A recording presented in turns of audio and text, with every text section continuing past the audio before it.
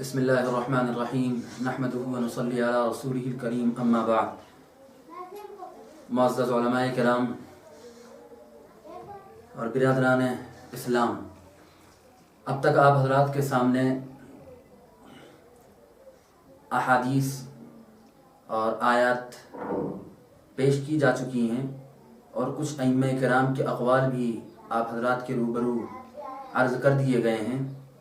اب ہم نے آپ سے کہا تھا کہ خاتم النبیین آیت جو ہے اس پر بعض قادیانی اور مرزئی حضرات اعتراض کرتے ہیں۔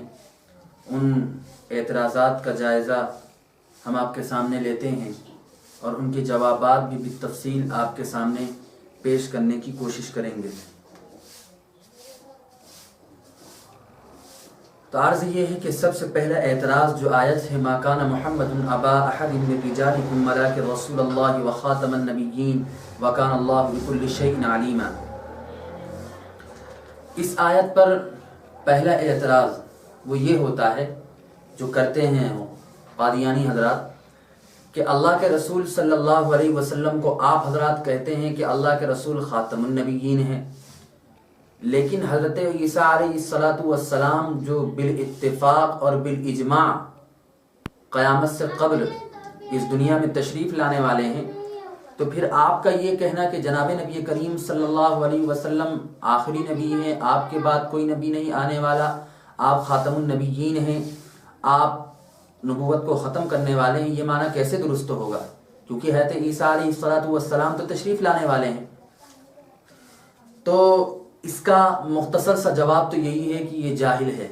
جو شخص اس طرح کا سوال کرتا ہے وہ جاہل ہے، اور جاہل کے متعلق اب کیا کہہ سکتے ہیں آپ کو، لیکن چونکہ ہم آپ کو یہاں سکھانے کے لیے بیٹھے ہیں تاکہ آپ حضرات کی نظر سے گزر جائے کہ کیا جواب ہونا چاہیے۔ اولاً تو اس کا جواب یہ ہے کہ یہ اعتراض تب بنتا جب اللہ کے رسول حضرت عیسیٰ علیہ السلام کو جناب نبی کریم صلی اللہ علیہ وسلم کے بعد نبوت دی جاتی، تب یہ اعتراض بنتا۔ حالانکہ معاملہ ایسا نہیں، حضرت عیسیٰ علیہ السلام تو اللہ کے رسول صلی اللہ علیہ وسلم سے سالہ سال پہلے نبی بنا دیے گئے تھے اور آپ کو نبوت عطا فرما دی گئی تھی۔ حضرت عیسیٰ علیہ السلام کو نبوت تو اللہ کے رسول سے قبل دی جا چکی ہے، اللہ کے رسول کو حضرت عیسیٰ علیہ السلام کے بعد نبوت دی گئی ہے۔ تو یہ کہنا کہ حضرت عیسیٰ علیہ السلام بعد میں تشریف لائیں گے تو خاتم النبیین جو آیت ہے جس پر تم کہتے ہو کہ انہوں نے نبیوں کو ختم کر دیا اور نبوت کو مکمل کر دیا جناب نبی کریم صلی اللہ علیہ وسلم نے، یہ کیسے درست ہو سکتا ہے؟ تو اس کا ایک جواب تو میں نے آپ کے سامنے پیش کر دیا۔ دوسرا جواب یہ ہے کہ ہم خاتم النبیین، آخر النبیین، یا اسی طرح بعض اصطلاحات ہیں آخر الاولاد یا خاتم الاولاد، اور اس طرح بہت ساری چیزیں ہیں، آخر السیاحین، خاتم السیاحین، بہت سارے الفاظ آپ جتنے چاہیں بنا سکتے ہیں۔ تو اس کا مطلب یہ نہیں ہوتا ہے، مثال کے طور پر خاتم الاولاد، تو خاتم الاولاد کا مطلب یہ ہوتا ہے کہ فلاں آخری اولاد ہے، فلاں آخری اولاد ہے۔ یہ مطلب نہیں ہوتا ہے کہ اس سے پہلے جتنی اولادیں تھیں سب کو ختم کر دیا اس نے، وہ سب کے سب فوت ہو گئے، مر گئے، یہ تو مراد نہیں ہوتا ہے۔ مراد یہ ہے کہ یہ آخری اولاد ہے، اب اس کے بعد کوئی اولاد نہیں ہوئی، یہ مراد ہوتا ہے۔ اور یہ معنی خود مرزا غلام احمد قادیانی کو بھی تسلیم ہے۔ مرزا نے اپنی کتاب کے اندر یہ بات لکھی ہوئی ہے، میں نے حوالہ نوٹ کیا تھا، کہ مرزا کہتا ہے تریاق القلوب کے اندر کہ وہ ضرور ہوا کہ وہ شخص جس پر بتمام و کمال دورہ حقیقت آدمیت ختم ہو وہ خاتم الاولاد ہو، یعنی اس کے موت کے بعد کوئی کامل انسان کسی عورت کے پیٹ سے نہ نکلے۔ خاتم الاولاد کے معنی کیا کہتا ہے کہ کوئی کامل انسان کسی عورت کے پیٹ سے نہ نکلے، کسی عورت کے۔ تو یہ کہنا چاہتا ہے کہ خاتم الاولاد جب کہا جائے تو اس کا مطلب یہ ہوتا ہے کہ جو آخری اولاد ہے وہ آخری ہے، اب اس کے بعد کوئی اولاد پیدا نہیں ہوئی، کوئی اولاد عورت کے پیٹ سے نہیں نکلی۔ تو یہی مفہوم ہم کہتے ہیں کہ خاتم النبیین کا معنی بھی یہی ہے کہ خاتم النبیین کا مطلب یہ ہے کہ جناب نبی کریم صلی اللہ علیہ وسلم یہ آخری نبی ہیں، آخری پیغمبر ہیں، آپ پر نبوت ختم ہو گئی، آپ نے نبوت کو مکمل کر دیا، اب کوئی نبی عورت کے پیٹ سے پیدا نہیں ہوگا، کوئی نبی عورت کے پیٹ سے پیدا نہیں ہوگا۔ جس طرح مرزا کہتا ہے تریاق القلوب کے اندر کہ کوئی نبی کہ کوئی خاتم الاولاد کا مطلب یہ ہے کہ کوئی اولاد اب پیدا نہیں ہوگی کسی عورت کے پیٹ سے، یہ آخری اولاد ہے۔ اسی طرح خاتم النبیین کا معنی ہے کہ کوئی نبی اب دوبارہ پیدا نہیں ہوگا عورت کے پیٹ سے، اللہ کے رسول صلی اللہ علیہ وسلم یہ آخری نبی ہیں، یہ اس کا مطلب ہے۔ اب مزید اس کی تحقیق ہم آپ کے سامنے حدیث کے حوالے سے پیش کر دیتے ہیں تاکہ بات کھل کر سامنے آ جائے۔ مسئلہ یہ ہے کہ دیکھیے، میں حدیثیں جو ہیں، مجھے حدیثیں یاد تو ہیں لیکن میں لکھ لیتا ہوں، وجہ یہ ہے کہ یہ جناب نبی کریم صلی اللہ علیہ وسلم کا فرمان ہے، کہیں اس میں کچھ غلطی ہو جائے تو ایسا نہ ہو کہ میرے لیے وہ عذاب کا اور سزا کا باعث بن جائے۔ اس لیے آپ حضرات سے بھی گزارش ہے کہ حدیث جب بھی ہو، اگر آپ کو یاد ہو تب بھی اچھی بات ہے، لیکن پھر بھی اس کو نوٹ کر لیا کریں اور نوٹ کر کے پڑھیں، یہ اچھی بات ہوتی ہے تاکہ حدیث کے اندر کوئی غلطی آپ سے نہ ہو جائے جو آپ کے لیے سزا کا باعث بن جائے اور تکلیف کا باعث بن جائے۔ اس لیے میں تو صفحات کے اندر نوٹ کر لیتا ہوں اور نوٹ کرنے کے بعد ہی آپ کے سامنے میں نشان لگا لیتا ہوں اور پھر آپ کے سامنے پیش کرتا ہوں۔ تو خیر، میں یہ عرض کر رہا تھا کہ اب اس کا ہم جواب حدیث سے بھی دیتے ہیں۔ حدیث کیا ہے؟ ام کرز کی روایت ہے رضی اللہ تعالیٰ عنہ، روایت کرتی ہیں کہ جناب نبی کریم صلی اللہ علیہ وسلم نے فرمایا، ذہبت النبوۃ وبقیت المبشرات، ذہبت النبوۃ وبقیت المبشرات، نبوت ختم ہو گئی اور مبشرات باقی رہ گئے۔ اسی طرح حدیث میں ہے اللہ کے رسول صلی اللہ علیہ وسلم نے فرمایا، آخر ولدک من الانبیاء، انبیاء میں سے میں آپ کے آخر اولاد میں ہوں۔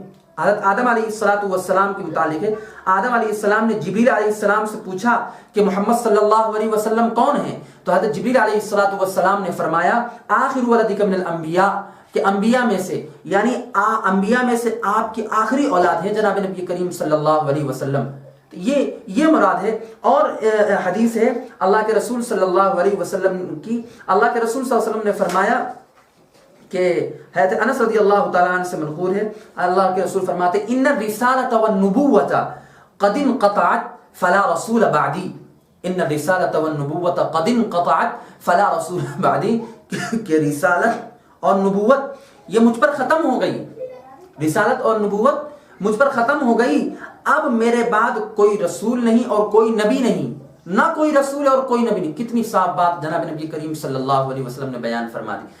تو حضرت عیسیٰ علیہ السلام تو پہلے سے ہی نبی بنا دیے گئے ہیں، تو یہ اعتراض کرنا یہ محض یہ بے وقوفی ہے، اور آپ یہ سمجھیے کہ یہ کمی کی دلیل ہے۔ جب آدمی کوئی باطل چیز کا دعویٰ کرتا ہے اور کوئی غلط کام کرتا ہے تو پھر اس کا دماغ کام نہیں کرتا ہے، پھر وہ اس کے دل میں جو چاہتا ہے، جو آتا ہے وہ بک بک کرنے لگتا ہے اور شیطانی خواہشات پر عمل کرنے لگتا ہے، اور جو دل میں آیا، جس طرح آیا، اس کو دلیل بنانے کی فکر میں رہتا ہے۔ اسی طرح یہ مرزا غلام احمد قادیانی تھا کہ کبھی تو نبی، کبھی مسیح، کبھی مہدی، اور کبھی پتہ نہیں تشریعی نبی، تو کبھی ذلی، کبھی بروزی، اللہ جانے کیا کیا اس نے دعوے کیے۔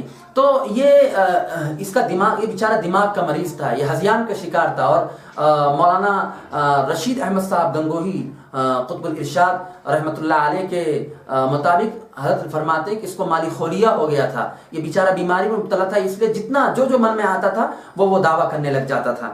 تو خیر، پہلا اعتراض یہ تھا۔ اسی طرح اللہ کے رسول صلی اللہ علیہ وسلم نے فرمایا، کنت اول النبیین فی الخلق وآخرهم فی البعث، کہ نبیوں میں پیدائش کے معاملے میں سب سے پہلا ہوں، وآخرهم فی البعث، اور بعثت کے معاملے میں سب سے آخر میں ہوں، بھیجا سب سے آخر میں گیا، نبی سب سے پہلے بنایا گیا۔ تو اللہ کے رسول صلی اللہ علیہ وسلم نے کتنی وضاحت کے ساتھ یہ بات فرما دی ہے کہ اللہ کے رسول صلی اللہ علیہ وسلم یہ آخری پیغمبر ہے، آپ کے بعد کوئی پیغمبر نہیں آنے والا۔ تو پہلا اعتراض ان کا یہ تھا۔ اب دوسرا اعتراض کیا ہے؟ دوسرا اعتراض یہ کرتے ہیں کہ خاتم کے معنی ہے مہر۔ خاتم کے کیا معنی ہے؟ مہر۔ خاتم کے معنی ہے مہر، اور کہتا ہے، اور اب مطلب یہ ہوگا کہ آپ کی مہر اور آپ کی تصدیق سے انبیاء بنیں گے۔ اب عجیب شخص تھا یہ، پتہ نہیں کیا کیا دعویٰ کرتا تھا، جو من میں آتا تھا کرنے لگتا تھا۔ کہا کہ خاتم کے معنی مہر ہے، اور اب مطلب یہ ہوگا کہ آپ کی مہر اور آپ کی تصدیق سے انبیاء آئیں گے، آپ کی تصدیق سے، یعنی آپ گواہی دیں گے، آپ اس کو سچا بتائیں گے، اس تصدیق سے انبیاء بنیں گے۔ یہ کتنا بھونڈا اعتراض ہے۔ پہلی بات تو اس پر اگر آپ کو اس کا جواب دیکھنا ہو تو پھر جو حضرت مفتی اعظم مفتی شفیع صاحب رحمۃ اللہ علیہ کی کتاب ہے، کیا زبردست حضرت نے چیلنج دیا ہے۔ فرمایا کہ پوری ذریت قادیانیت، ابنائے قادیانیت کو چیلنج ہے، حضرت فرماتے چیلنج ہے کہ تم قرآن کی کسی آیت سے، حدیث سے، مفسرین کے اقوال سے، صحابہ کے اقوال سے، تابعین کے اقوال سے، فقہا کے اقوال سے یہ معنی جو تم نے بیان کی، یہ معنی ثابت کر کے دکھا دو۔ حضرت فرماتے میں 500 روپے اس کے دوں گا، جو اگر یہ ثابت کر دے گا میں اس کو 500 روپے دوں گا۔ اور میں یہ کہتا ہوں کہ جو شخص یہ ثابت کر دے، جو بھی قادیانی یہ ثابت کر دے کہ یہ معنی جو انہوں نے بیان کیے ہیں کہ خاتم کے معنی مہر کے ہیں، اور آپ کے ذریعے سے آپ مہر اور تصدیق لگانے والے ہیں انبیاء کی، انبیاء آپ کی مہر اور تصدیق سے انبیاء آئیں گے، یہ جو معنی بیان کیے ہیں۔ حضرت نے 500 روپے کا چیلنج کیا تھا، کیونکہ اس دور میں 500 روپے بہت زیادہ تھے۔ میں حضرت کی اتباع میں 5000 روپے کا چیلنج کرتا ہوں، آئے کوئی قادیانی اور اس معنی کو بتا کر قرآن سے، حدیث سے، صحابہ سے، مفسر سے اور فقہا سے، کسی نہ کسی محدث سے لا کر دکھا دے۔ اللہ رب العزت اور حضرت نے آخر میں کہا ہے، آخر میں شعر کہا ہے کہ نہ خنجر اٹھے گا نہ تلوار اٹھے گی، یہ بازو میرے آزمائے ہوئے ہیں۔ کسی کے اندر یہ جرت اور طاقت نہیں کہ ایسی تفسیر یا ایسی کوئی حدیث لا کر پیش کر دے، اور انشاءاللہ تا دم آخر اور تا قیامت کسی کے اندر جرت نہ ہوگی کہ یہ تفسیر جو مرزا غلام احمد قادیانی نے پیش کی ہے وہ اس تفسیر کو کہیں حوالے کے ساتھ لا کر پیش کر دے۔ اب دوسرا جواب یہ ہے اس کا، یہ جو اس نے اعتراض کیا ہے، اولاً تو یہ اس کا اعتراض ہی باطل ہے۔ دوسری بات یہ ہے کہ حضرت نے یہ بھی فرمایا ہے کہ اگر کوئی جو عقل مند آدمی ہوگا، حضرت مفتی شفیع صاحب رحمۃ اللہ علیہ نے لکھا ہے، وہ کتاب یہیں کہیں میرے پاس رکھی ہے، حضرت فرماتے ہیں کہ اگر کوئی عقل مند آدمی اس کی یہ دلیل سنے گا تو حضرت فرماتے ہیں ہنس ہنس کر لوٹ جائے گا، ہنس ہنس کر پاگل ہو جائے گا۔ حضرت کو اللہ رب العزت نے کیا علم دیا تھا حضرت رحمۃ اللہ علیہ کو کہ مطلب فرماتے ہیں کہ اسی وقت چیلنج دے دیا، ہم اور آپ تو اتنے بات کے ہیں، حضرت نے اسی وقت چیلنج دے دیا، اور آج تک کوئی قادیانی پیش نہیں کر سکا تھا، مر جائے گا لیکن پیش نہیں کر سکے گا، کہاں سے پیش کرے گا۔ اب اس کے بعد یہ کہ دوسری چیز یہ ہے کہ خاتم القوم یا خاتم النبیین یا آخر القوم جب بولا جاتا ہے تو اس سے اگر آپ یہ مطلب لیتے ہیں کہ جیسے خاتم النبیین کا تم نے معنی لیا ہے کہ اس کے مہر سے نبوت بنے گی، خاتم کے معنی کہتے ہیں کہ اس کے مہر سے نبوت بنے گی، اس کی تصدیق سے انبیاء بنیں گے۔ اگر یہی معنی تم لیتے ہو تو اہل عرب اور جتنے بھی لغت کے حاملین ہیں وہ اولاً اس معنی کو نہیں لیتے، اور اگر تمہارے مطابق اگر ہم مان لیں تو مثال کے طور پر کسی نے کہا خاتم الاولاد، اولاد کو ختم کرنے والے، تو مطلب یہ کیا ہوگا؟ مرزا غلام احمد قادیانی کی بھونڈی عقل کے مطابق تو یہ ہوگا کہ اس کا مطلب یہ ہے کہ اس کی مہر سے اولاد بنے گی، اس کی مہر سے اولاد بنتی ہے۔ کسی نے کہہ دیا خاتم القوم، تو مرزا غلام احمد قادیانی کے مطلب کے مطابق تو بات یہ ہوگی کہ اس کی قوم سے اور اس کی مہر سے قوم بنتی ہے۔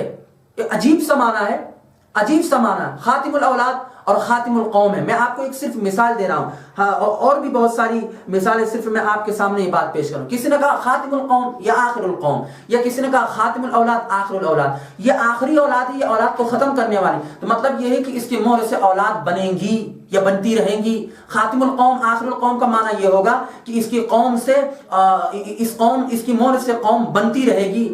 عجیب سا معنی ہے، اللہ لگتا ہے کہ اس کا دماغ بھی کام نہیں کرتا تھا، اس کے دماغ کے واقعتاً حضرت قطب الارشاد کے مطابق ماری خلیہ کا مریض تھا، اور اس کو ہذیان کا شکار تھا، یہ جو من میں آیا بنا لیا۔ یہ کیسے معنی اس نے بیان کیے؟ تو یہ معنی اگر مراد لیں تو جو لغت کے اعتبار سے اس میں خرابی آئے گی، لہٰذا یہ معنی لینا درست نہ ہوگا، اور اس لیے بھی درست نہ ہوگا کہ احادیث کے اندر اور روایات کے اندر اور قرآن کریم کی تفسیر کے اندر باقاعدہ ہم نے اس آیت کی تفسیر پہلے قرآن سے کی تھی اور اس کے بعد صحابہ سے، پھر مفسرین سے آپ کے سامنے پیش فرمائی تھی، تو اس کے اندر صاف طریقے پر یہ بات لکھی ہوئی، ہم نے صاف طریقے پر یہ بتا دیا تھا کہ اس آیت کی تفسیر میں خاتم سے مراد کیا ہے، اور میں نے بڑی وضاحت کے ساتھ یہ بات نقل کی تھی محدثین کے اور اہل عرب اور لغات والوں کے حوالے آپ کے سامنے نقل کیے تھے۔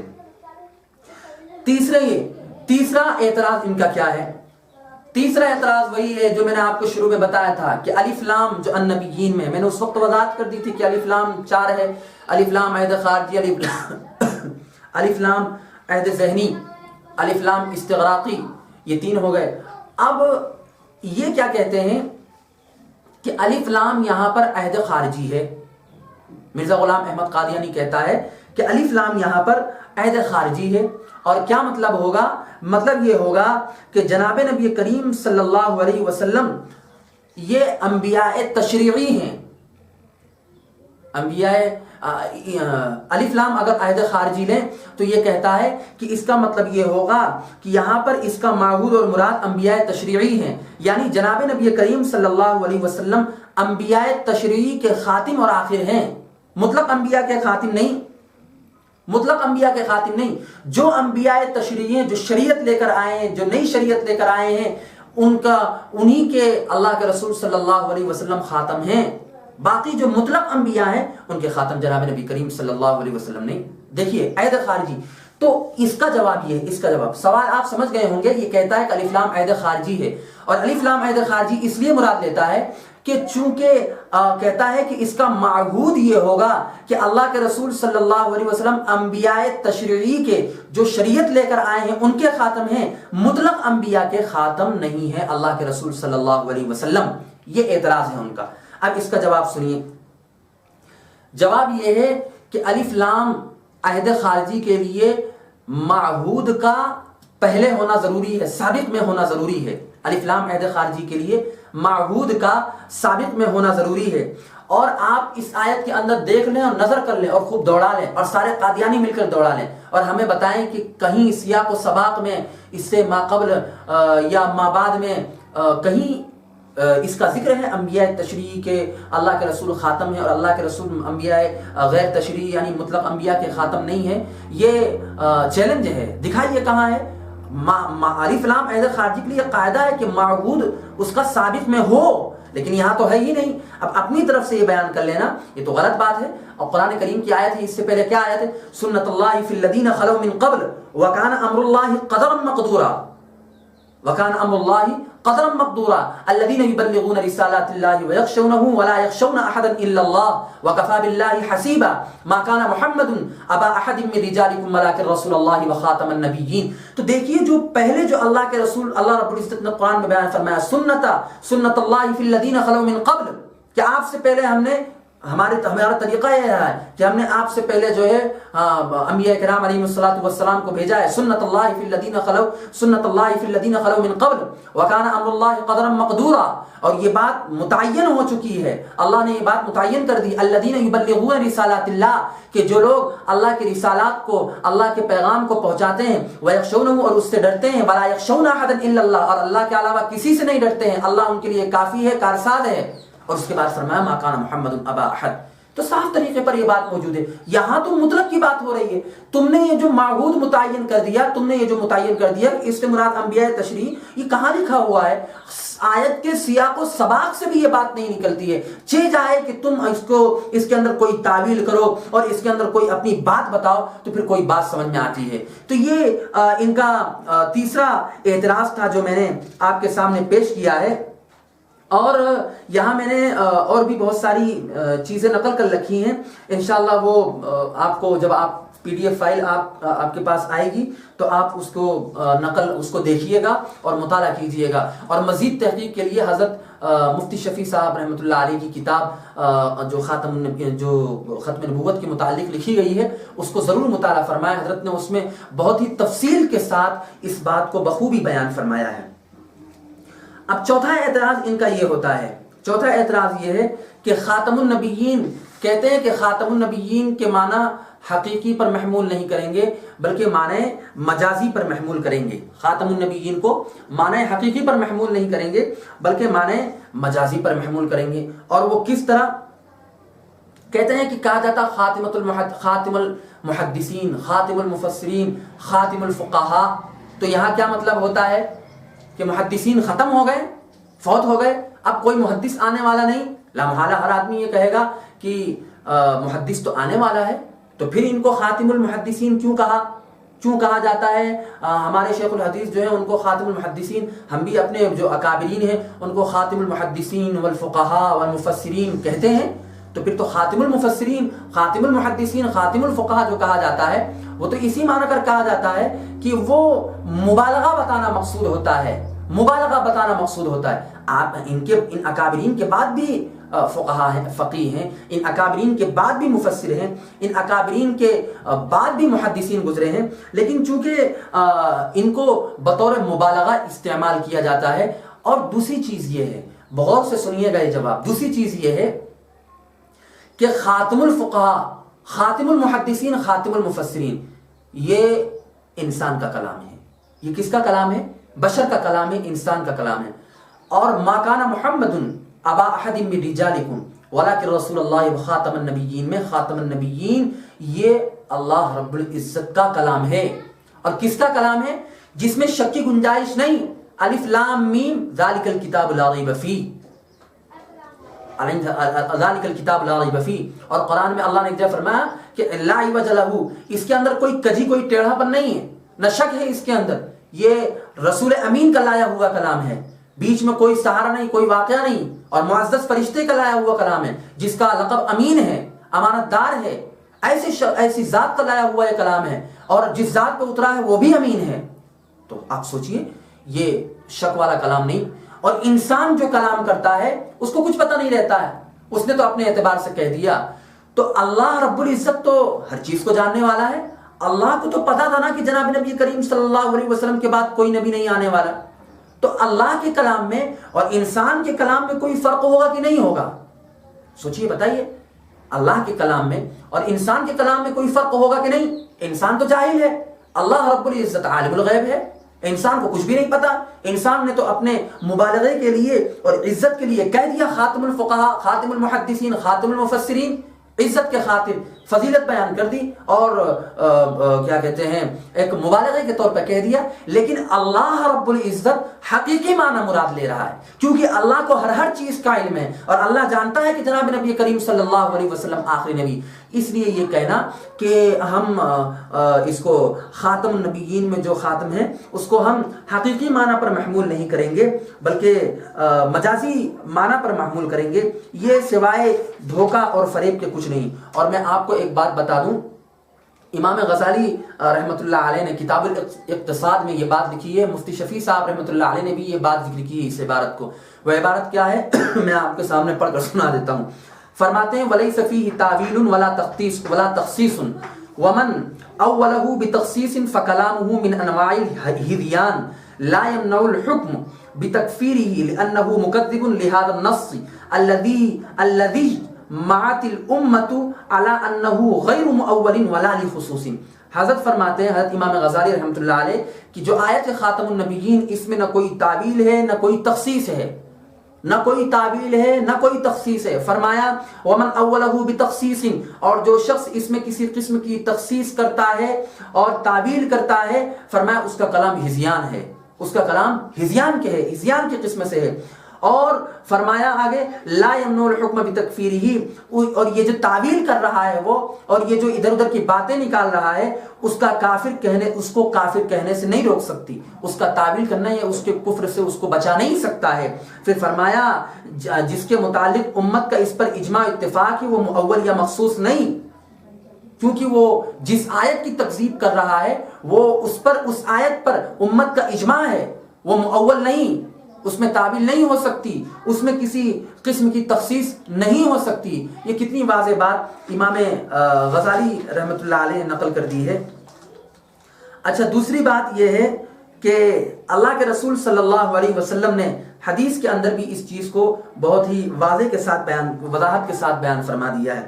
فرمایا اللہ کے رسول صلی اللہ علیہ وسلم نے اپنے چاچا حضرت عباس رضی اللہ تعالیٰ عنہ کو فرمایا کہ اے میرے چاچا، یا عم اقم مکانک انت بہ فإن اللہ قد ختم بک الہجرہ کما ختم بی النبیون۔ اور اسی طرح ایک روایت اور ہے جس میں ہے کہ اطمئن یا عم فَإِنَّكَ خَاتِمُ الْمُهَاجِرِينَ فِي الْهِجْرَةِ كَمَا أَنَا خَاتِمُ النَّبِيِّينَ فِي النُّبُوَّةِ۔ کتنی صاف بات ہے، اللہ کے رسول